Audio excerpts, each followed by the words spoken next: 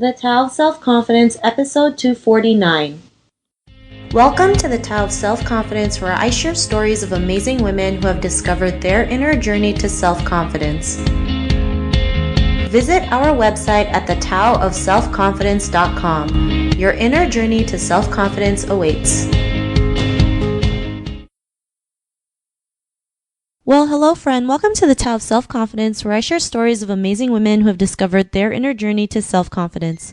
I'm your host today, Sheena Yap Chan, and today I have a fantastic lady on the show today. She is a visionary and a creative entrepreneur, and I'm really excited to have her on and share her story. So without further ado, I'm going to introduce you to Grace Yoon. Grace, how are you today? Maybe you can fill in a little bit more about yourself to our listeners. I'm great. Thank you, Sheena, for having me on your show here today. I'm really excited and honored. So, like you mentioned, Sheena, I am a visionary and creative entrepreneur. I am very passionate about empowering, inspiring, assisting, and enlightening entrepreneurs, especially creative entrepreneurs and free spirits, towards a life of self-mastery, of abundance and love and joy. Awesome. Well, thanks for sharing that, Grace. And what's your cultural background? So I am of Korean descent, but I was born and raised in Canada, in British Columbia. Awesome. I'm actually on the East End. I'm from Toronto, so. Oh, nice. You know, I've never been to Toronto. I'd love to go there. Yeah, it's a great city. I think you would enjoy it. So, Grace, what would be your favorite self-confidence quote? Well, for me, lately, it's been, I am a winner. That's a mantra for my kind of daily meditation that I do. I found that I've been repeating this to myself over and over, and it's just been phenomenal in the results that I've been experiencing in my life. I'm a firm believer that everything happens for a reason, simply because of, I believe we get what we receive, which is why it's also important, I believe, to have a positive and winning mindset, because when you have that, then you get a positive and winning life. Awesome. And I love that, it's short and simple. And, the more we keep on training our brain to see ourselves as a winner, that's when we can start attracting the right things. So, I think that's great, especially saying that every single day to yourself. And, in your own words, how would you define self-confidence?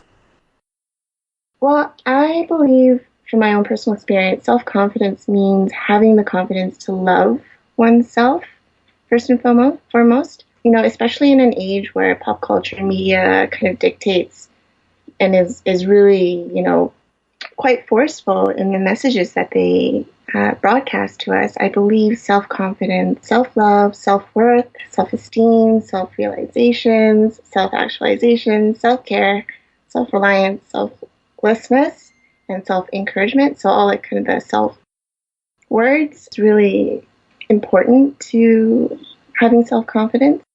And I think that when we begin by loving ourselves first, we're then fully capable to love and then, conversely help and transform the world effectively, which it takes immense self-love and self-courage to look at ourselves in the mirror every day and say to ourselves, like, you know what, yes, I am worthy of everything that I want, and, be proud of who you are when you look in the mirror and not break down into tears but rather just kind of celebrate who you are.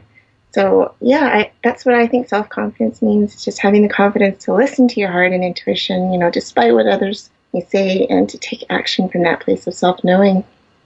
Thanks for sharing that great definition. I agree. It has to start with us, and whether it's in business and life and love, it really does have to start with us. So great definition. And what was your life like before your discovery of self-confidence? Oh, my life was very different. Before finding my inner self-confidence, I was really very timid and shy and super self-conscious, soft-spoken, which is a good or bad thing. And most of the time I would just kind of linger and hide in the background, not wanting to really expose myself or attract attention to myself. And I feel like I did that because I struggled with expressing my emotions and thoughts. I guess as a child, I learned that opening up and expressing who I was kind of dangerous. And, there were times when if I did express my opinion, I was overlooked or brushed aside because I lacked the self-worth like the conviction and belief in myself, which in turn is why people didn't take me seriously. So, as hurtful as those experiences were, I am grateful for them now because I was able to cultivate my own unique voice, especially through the written word, because that was sort of my outlet growing up. Before finding my self-confidence, I would just kind of journal everything and all my emotions. So that was very therapeutic and cathartic in a way. Also, I've always known as a child, despite being quite timid and shy, that I was, I had a knack for being a mediator and a visionary at heart, seeking balance and harmony in my life. So yeah, despite knowing that though, like, knowing who I really was and knowing that I was here to have, a special life purpose, I would just kind of go with the flow. That was who I was. I would just go with the flow, be quiet, and kind of a people pleaser because I didn't want to stand up for myself. But as a result, I became unhappy and unhealthy mentally, emotionally, physically, and spiritually. So there were certain life events which eventually led me to finally put my foot down and start living the life that I was here to live. Thanks for sharing that, Grace. And what was that point in your life when you realized, you can change your own circumstances, gain that self-confidence to be the person that you are today? Yeah, so like I mentioned, it was really a series of life events and definitely a deep, dark night of the soul, which kind of was the final push to awakening me towards, my full potential and my life's purpose. And this kind of all happened really quickly in the past 4 years. And it's still, I think, taking place. I mean, I firmly believe that we're always changing every day because when we strive to be better, I believe we're always changing. But yeah, I think my aha moment was when I realized that all of these life's challenges that I've been through, the ups and the downs, were really meant for me to learn and grow from them. So I could share my story in the hopes of inspiring and providing empowerment and authenticity and motivation for others. Yeah, so kind of to paint a picture, in the past 4 years, I've really gone through a personal transformation of leaving university and at that time, my passion to study medicine. I left a really toxic relationship. I then traveled across Europe for 3 months studying art. And I also, as a result, kind of this awakening, I've met my twin flame, which I'm really grateful for. And I've also been able to write and self-publish my ebooks, which for me is a really great, big achievement of mine and a dream that I feel I can kind of cross off the bucket list. And so, yeah, all these kind of aha moments and experiences have allowed me to now create an online community focused on authenticity, abundance, empowerment, personal development, spirituality, beauty, creativity, and love, and all the things that I love. So, yeah. Thanks for sharing that, Grace. It's great that all these aha moments that you have helped you to get where you are today, be able to create the life that you want and help others do the same. And, if our listeners are tuning into your episode and they're in a similar journey to self-confidence, what would be that one tip you would give to them?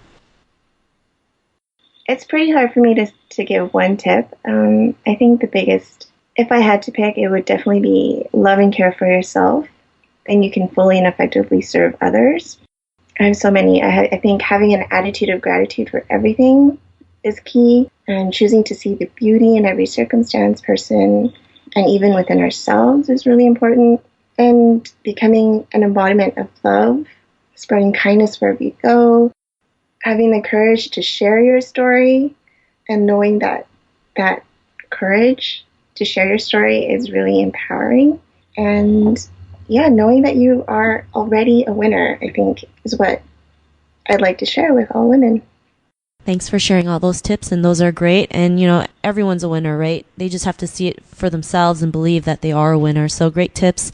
And Grace, if our listeners wanted to get to know a little bit more about you and what you do, is there any links or social media profiles we can connect with? Absolutely. So The best way to get in contact or to see the rest of my work is to go to my website, gracearmani.com. I also have a Facebook community I've just started. It's facebook.com/Grace Armani Official. And you can find all my social media accounts on my website as well. I also have an Instagram and YouTube. Thanks for sharing that. And to our listeners, if you want to connect with Grace, you can also head on over to the taoofselfconfidence.com and search for Grace's name. Her show notes will pop up along with everything else we talked about. And I really just want to thank Grace for taking the time to share her story with us and tips. So thank you so much, Grace. Thank you, Sheena, and thank you for providing this beautiful platform for us. Not a problem, and it was an honor to have you on the show. And to our listeners, be on the lookout for another new episode of another amazing woman's journey to self-confidence, and we'll talk to you soon. Bye for now. Thank you for tuning in to another amazing episode of the Tao of Self-Confidence. Sign up for our free membership site to get more amazing resources for self-confidence by visiting our website at thetaoofselfconfidence.com. Your inner journey to self-confidence awaits.